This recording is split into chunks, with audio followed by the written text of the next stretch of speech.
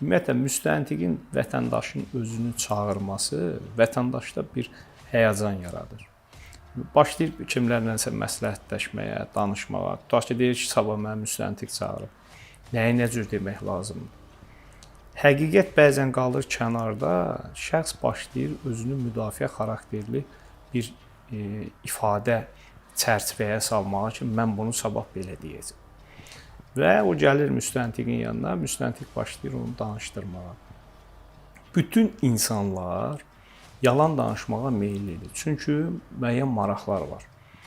Cinayət işlərində bu ümumiyyətlə hiss olunur. Xüsusilə təqsirləndirilən şəxslər.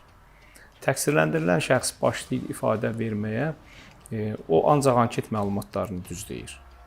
Və ondan sonra başlayır özünü müdafiə xarakterli ifadələr verməyə, yalan uydurmağa, özünü sudan təmiz çıxartmağa.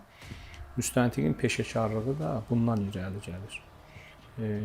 Qanun deyir ki, təqsirləndirilən şəxs yalan danışa bilər. Təqsirləndirilən şəxs müstəntiqi aldada bilər. Amma peşəkar müstəntiq yalan danışan təqsirləndirilən şəxsə qarşı da ədalətli olmalıdır. Birincisi, qanun ona bu hüququ verib yalan danışsın. İkincisi,